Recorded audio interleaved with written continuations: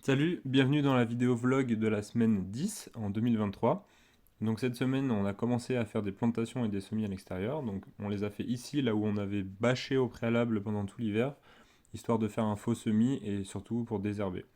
Du coup, c'est des endroits qu'on n'avait pas encore travaillé, donc vu que le sol était compacté en profondeur, on a observé ça sur les carottes, et bien on a décompacté au griffon, comme on vous l'avait montré dans la dernière vidéo du vlog.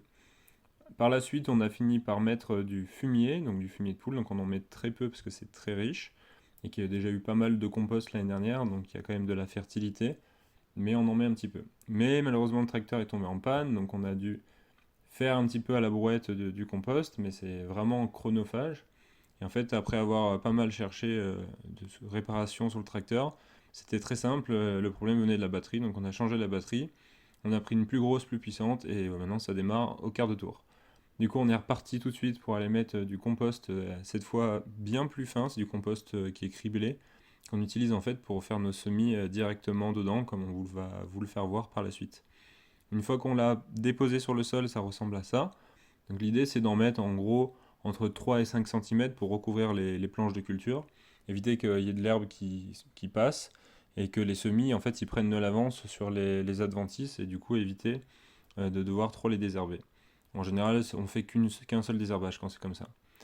Et après, vous voyez toutes les planches qu'on a préparées, voilà. Et on va venir mettre aussi du compost par la suite, les jours prochains, pour venir faire des semis dedans également. Donc ici, c'est une planche de pinard qu'on a déjà semée. Donc je vais vous montrer comment on fait pour semer ici à la ferme. Donc c'est vraiment simple. On a un semoir Earthway.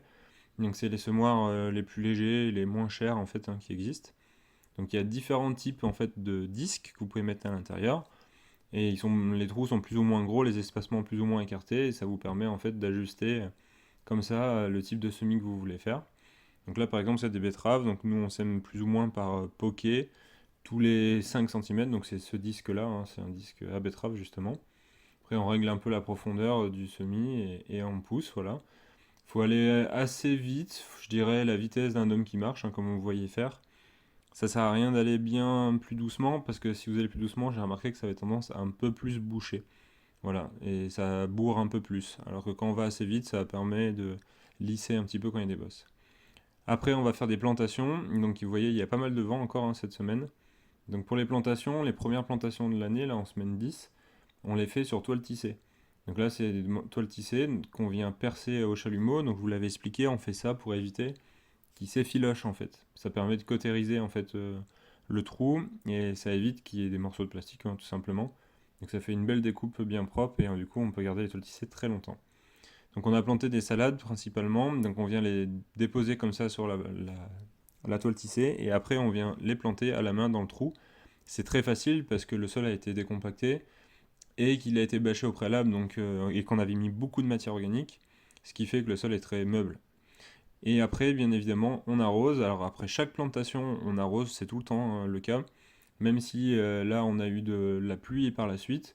On arrose parce que déjà le compost pour les semis, il faut bien le mouiller pour qu'il s'imbibe d'eau, hein. C'est de la matière organique carbonée, c'est assez difficile à ce que ça s'imbibe d'eau, c'est assez long. Donc du coup, pour que ça soit homogène, on utilise de la micro-aspersion. Là, c'est des asperceurs Meganet, la marque. Ça permet de bien pouvoir tout mouiller. Et pour les plantations, bah, c'est la même chose, il faut que ça soit bien mouillé de manière homogène. Du coup, on va laisser en général 1 heure. Et après, on essaye que ce soit bien humide pour que les plants y reprennent bien. Et ce qu'il y a d'intéressant avec la toile tissée, c'est que ça a tendance à ramener l'eau dans les trous. Nous avons pour projet de continuer à vous proposer ce genre de vidéos, donc des vidéos vlog, qui vous permettront de suivre notre travail au quotidien et du coup de voir comment évolue une ferme en agriculture biologique. Si ce genre de projet vous intéresse, ce genre de vidéo vous plaît, n'hésitez pas à le manifester en commentaire, à cliquer sur le bouton j'aime et également à vous abonner.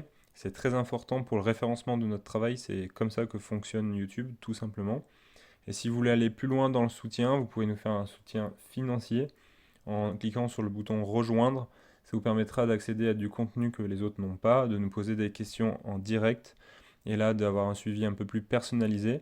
Et si vous voulez nous faire un don financier pour soutenir notre travail parce que YouTube et faire des vidéos, ça nous prend quand même beaucoup de temps et d'énergie. Vous pouvez cliquer sur le petit cœur avec un S à l'intérieur, voilà, ça s'appelle Super Thanks. C'est ce que YouTube a mis en place pour faire des dons aux producteurs de vidéos, voilà, aux créateurs de contenu comme nous on peut le faire. Et ça nous permet en fait de soutenir la chaîne et de continuer à faire des vidéos de qualité. Et voilà, je vous remercie et je vous dis à plus pour une prochaine vidéo. Salut!